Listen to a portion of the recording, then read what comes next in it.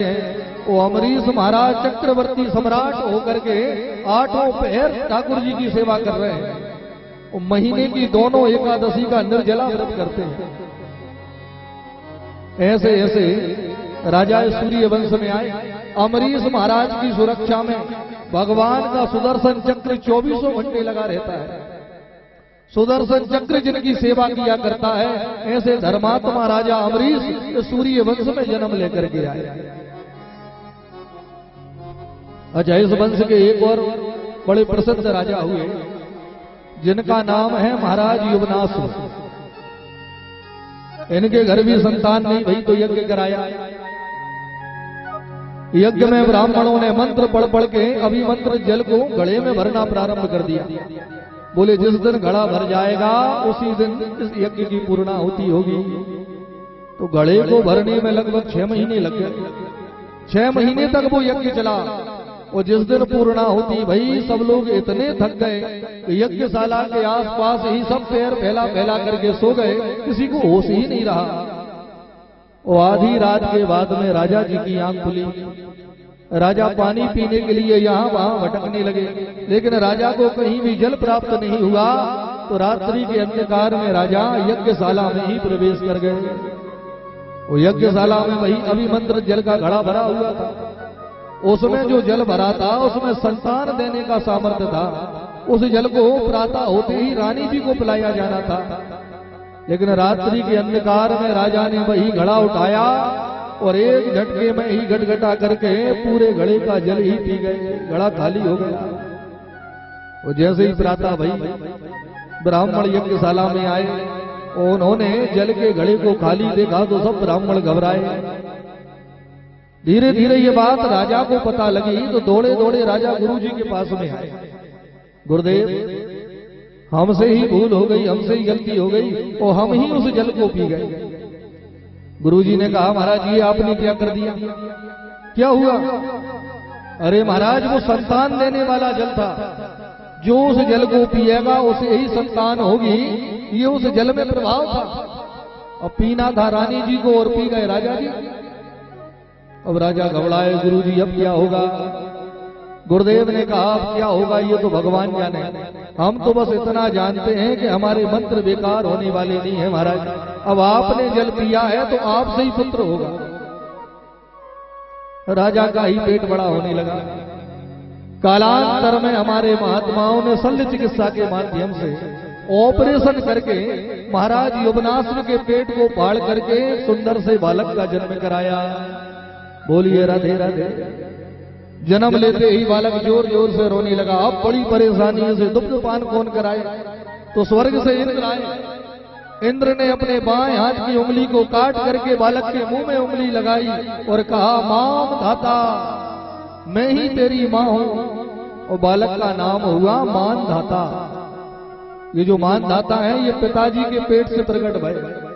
तो ऐसे ऐसे सूर्यवंशी राजा और ऐसी विचित्र विचित्र इनकी कथाएं कि अगर हम आपको सविस्तार सूर्यवंश ही सुनाने बैठ जाएं तो उम्र कम पड़ जाएगी, लेकिन इनकी कथाएं कम होने वाली नहीं है। जितने राजा भय सब ऐसे ही शक्ति संपन्न। इसी वंश में आगे चल के महाराज भागीरथ भय, जो अपनी तपस्या के प्रभाव से भागीरथी गंगा मैया को धराधाम पर लेकर के आए। महाराज रघु की प्रसिद्धि चारों दिशाओं में फैली।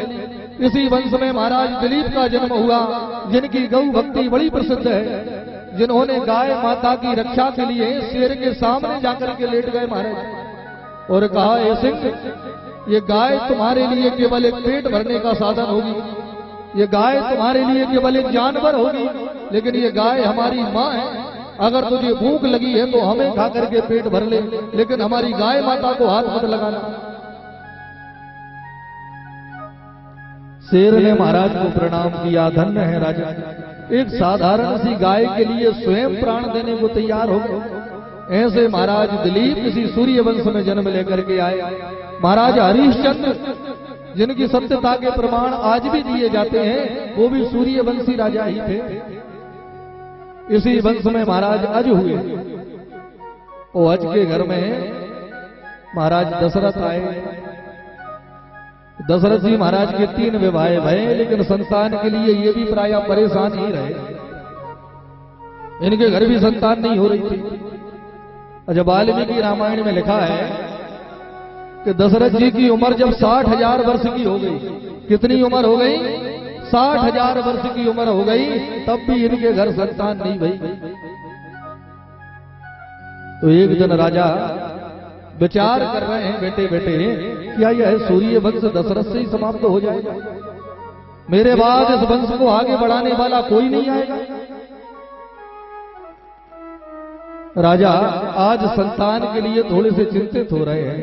आज राजा संतान के लिए दुखी हो रहे हैं। आज के पहले राजा को कभी संतान के लिए परेशान होता हुआ नहीं देखा। आज के पहले महाराज कभी संतान के लिए नहीं रोए। आज पहली बार ही राजा का मन संतान के लिए रो रहा है कि मेरी भी संतान होती, मेरा भी वंश आगे बढ़ता, मेरे बाद भी कोई मेरे वंश का अयोध्या का राज्य संभालता। आज राजा का मन गिलानी से भर गया। अच्छा, इसका क्या प्रमाण है कि पहली बार ही महाराज दुखी हो रहे हैं? इसके पहले कभी संतान के लिए दुखी नहीं भये। तो इसका प्रमाण गोस्वामी जी ने रामायण में ही लिखा हुआ है।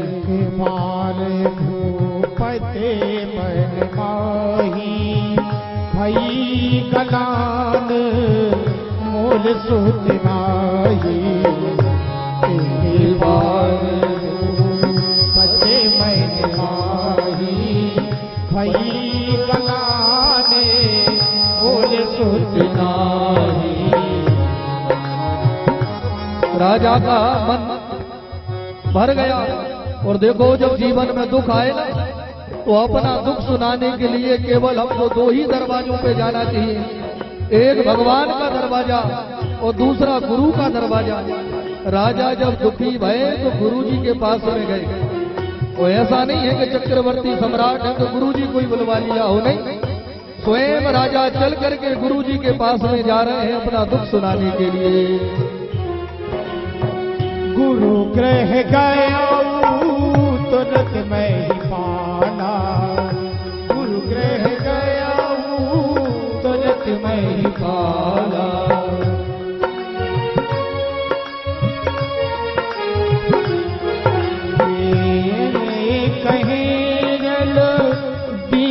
दयाला चरण लागे करे विनय विशाला, सुख दुख गुरु रही सुनावा, दुख सुख सब गुरु ही सुनाओ।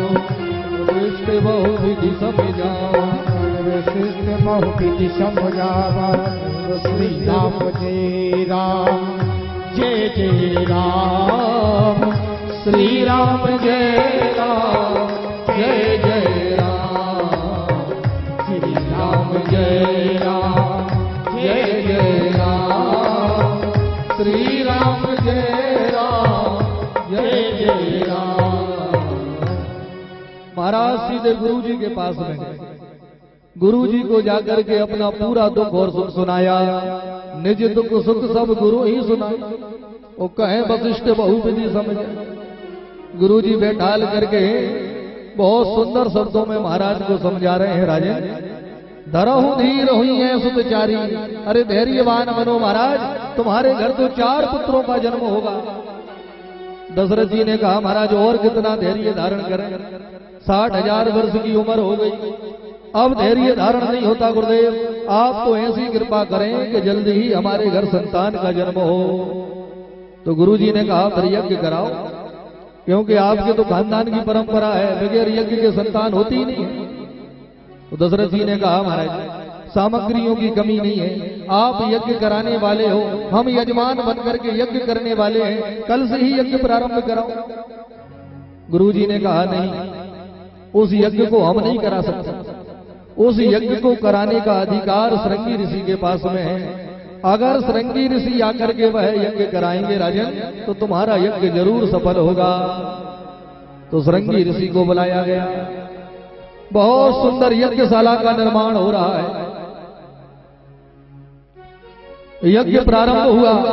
श्रृंगी महाराज ऋग्वेद की ऋचाएं पढ़ रहे हैं। ऋग्वेद के मंत्र पढ़ पढ़ करके जो स्वाहा बुलवाते हैं, दशरथ जी महाराज भाव में भर करके, भक्ति में भर करके यज्ञ में आहुतियां छोड़ रहे हैं। और ऐसा सुंदर वातावरण बन गया। देवता प्रसन्न होने लगे उस यज्ञ से। अग्नि भगवान दौड़ दौड़ करके देवताओं को उनकी आहुतियां पहुंचाने लगे।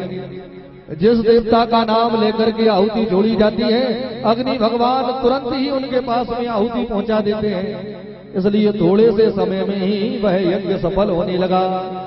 और एक दिन उस यज्ञ में से भगवान प्रकट हो गए। कौन से भगवान प्रकट भय? अग्नि भगवान प्रकट हो गए। बोल अग्नि भगवान की। अग्नि भगवान के हाथ में खीर की चरु है। इसमें देवताओं के द्वारा बनाई हुई खीर है। और इस खीर का ये प्रभाव है कि जो इस खीर को खाएगा उसको ही संतान होगी। अग्नि भगवान ने वह खीर दशरथ जी को सौंप के कहा, महाराज इस खीर को अपनी रानियों को जाकर के खिलाना तो तुम्हारे घर जरूर संतान का जन्म होगा। तुरंत महाराज ने उस खीर को लिया, अग्नि भगवान को प्रणाम किया, गुरु जी को प्रणाम किया, ब्राह्मणों को प्रणाम किया और दौड़ करके अपनी तीनों रानियों को घर के आंगन में इकट्ठा कर लिया। वो खीर का बंटवारा होने लगा। अर्ध भाग कौशल्य ही दीना, ओ वह भाग आधे कर दीना। खीर के दो भाग किए। पहला भाग तो कौशल्या मैया को दे दिया। अब जो दूसरा बचा ना उसके फिर दो भाग कर दिए। एक भाग दिया कैकेयी मैया को। अब सुमित्रा जी को लगा कि तीसरा वाला हमको ही मिलेगा, लेकिन महाराज ने तीसरे वाले हिस्से के फिर से दो भाग बना दिए। अब तीनों माताओं का माथा गर्म होने लगा। ये महाराज ने क्या किया? भाई खीर खाने वाले हैं 3 लोग और राजा ने हिस्से बनाए हैं 4। तो ऐसा तो नहीं कि महाराज की कहीं कोई चौथी रानी भी रहती हो, उनको ले जाकर के कहीं खीर ना खिलाए। लेकिन महाराज ने उन दोनों भागों को फिर से कौशल्या मैया और कैकेयी मैया को सौंप दिया और कहा, आप बड़ी हो, हमने आपका सम्मान किया है, अब आप अपना बड़प्पन दिखाओ और अपने अपने भाग में से थोड़ी थोड़ी सी खीर निकाल करके छोटी रानी को भी खीर खिलाओ। तीनों माताओं आनंद में भर करके उस खीर प्रसाद को ग्रहण कर रही हैं। अच्छा, खीर की कथा तो और भी लंबी है। आनंद रामायण में लिखा है कि उस खीर को तीनों माताएं आंगन में खड़े होकर के खा रही थी। इतने में ही एक चील उड़ती हुई आई और कैकेयी मैया के हाथ में जो खीर की कटोरी थी उसे अपनी चोंच में दबा करके वहां से ऐसी फुर्र होकर के उड़ी कि माता देखती रह। मैया रोने लगी, वो हमारी खीर लेकर के भाग गई। कौशल्या मैया ने कहा, भाग गई तो जाने दो, हमारे पास पहले से ही महाराज ने ज्यादा खीर दे दी है, चिंता न करो। तुरंत मैया ने अपनी खीर में से और खीर निकाली, कैकेयी मैया को भी खीर खिलाई। अब वह चील उस खीर की कटोरी को लेकर के वहां से उड़ती हुई बहुत दूर चली गई। उत्तर दिशा से उड़ना प्रारंभ किया और उड़ते उड़ते वह खीर दक्षिण दिशा में पहुंच गई। वह चील अंजना पर्वत पर अंजना मैया तपस्या कर रही थी। तपस्या करते करते खड़े होकर के अपनी झोली फैला करके भोले बाबा को पुकार रही थी कि हे भोलेनाथ, क्या हमारे घर संतान नहीं होगी? हे प्रभु, हमने मन से वचन से कर्म से केवल आपको ही भजा है। हे नाथ, प्रसन्न होकर के हमें आशीर्वाद दो जिससे हमारे घर भी संतान हो। अंजना मैया ऐसे झोली पसार करके भोलेनाथ को पुकार रही थी और वहीं से उड़ती हुई वह चील जा रही थी। उसी जगह जाकर के उस चील के मुंह में से वह खीर की कटोरी गिर गई और वह सीधी आकर के अंजना मैया की गोद में आकर के गिरी। भोलेनाथ का प्रसाद मान करके अंजना मैया ने उस खीर को खाया और उसी खीर को खाने से उनके घर में श्री हनुमान जी महाराज का जन्म हुआ। बोल हनुमान जी महाराज की। गर्मी और ना ज्यादा सर्दी, ऐसे सुंदर सुहावने से समय में, सुंदर मुहूर्त में हमारे प्रभु कौशल्या मैया के सामने अपना चतुर्भुज रूप बना करके प्रकट होने वाले हैं। कौन से सुंदर मुहूर्त में आए हमारे प्रभु? मध्य मास पुनीता शुक्ल पक्ष भेजते हैं निप्रीता।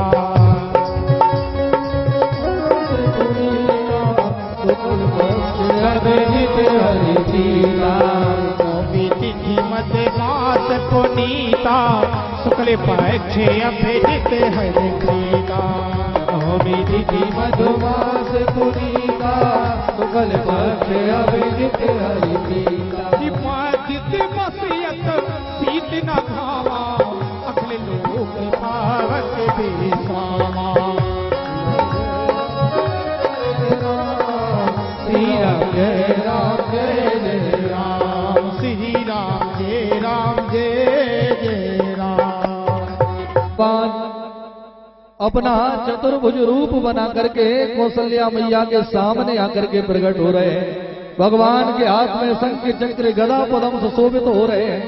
21 हाथ लंबे ठाकुर जी कौशल्या मैया के सामने जैसे ही प्रकट भये चतुर्भुज रूप में, तो कौशल्या मैया दोनों हाथ जोड़ करके भगवान की स्तुति करने लगी।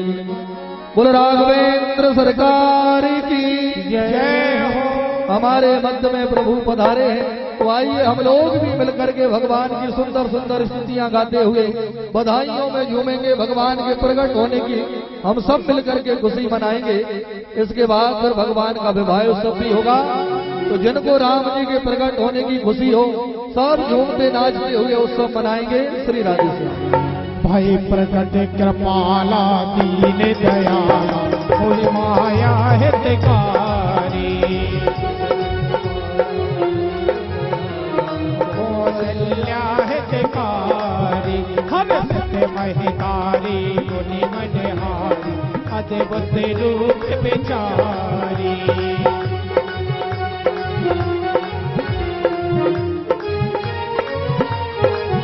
लोचन अभिरामा तन घनश्यामा निजी आयुधि भुज चारी भूषण वन माला मैंने बेसाना शोभा से करारी कर कोई कर जोरी ऐसा तोरी कहे बिद करो माया गुण ज्ञाना दीद अमाना फिर पुराने बनलता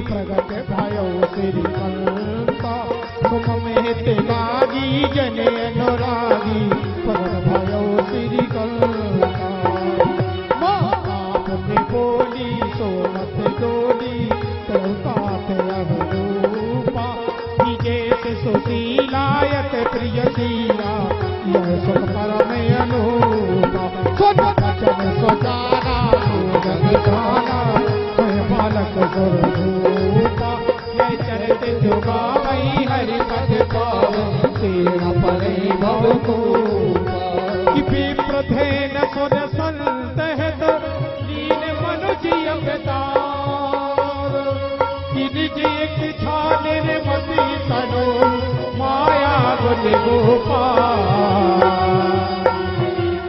श्री राम जय राम जय जय राम श्री राम जय राम जय जय राम श्री राम जय राम जय जय राम श्री राम जय राम जय जय राम। सभी भक्त हमारी तालियों की सेवा करेंगे। हमारे प्रभु का जन्म हुआ है, नाचते गाते हुए सभी ताली बोलेंगे।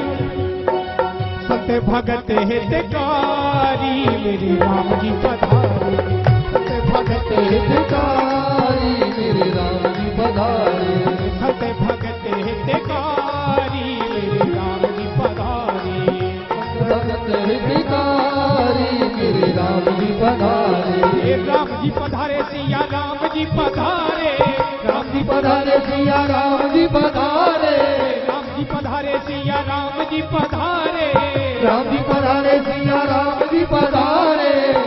एक बार सभी दोनों हाथ ऊपर उठाकर सभी तालियों की सेवा करते हुए सत्य भगत हितकारी राम जी पधारे सत्य भगत हितकारी सिया राम जी पधारे।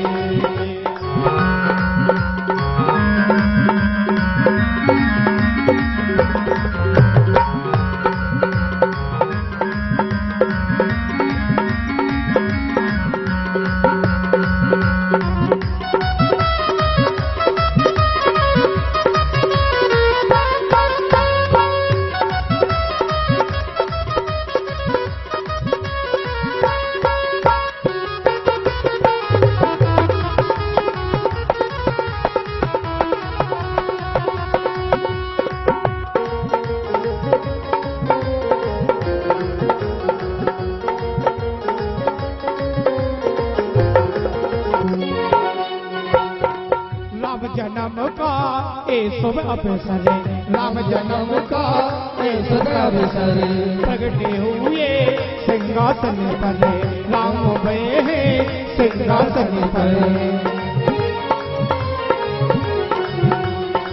पाले रूप छवि न्यारी पाले रूप छवि न्यारी तेरे राम जी पधारे भगते भिखारी तेरे राम जी पधारे भगते भिखारी तेरे राम जी पधारे भगते भिखारी तेरे राम जी पधारे सिया राम जी पधारे सिया राम जी पधारे। राम जन्म को सो अवसर है, आप लोगों में खुशी कम दिखाई दे रही है। अगर कोनो के घरे नाती हो जाए ना तो बूढ़ी टोका जब कर दो ठोका लगा लो नाती भाई। अरे आज तो यहाँ साक्षात परमेश्वर का अवतार हुआ है। सब तालियों की सेवा करते हुए भगवान के भजन में झूमेंगे, भगवान की खुशी मनाएंगे जन्म की। कि आज अवध में दशरथ की घर, आज अवध में दशरथ की घर है आनंद अपार। अखिल लोकपति भुवनेश्वर ने दिया मनुज अवतार। बधाई हो आज जन्मे रघुराई। बधाई हो बधाई आज जन्मे रघुराई। बधाई हो बधाई आज जन्मे रघुराई। बधाई हो बधाई आज जन्मे रघुराई।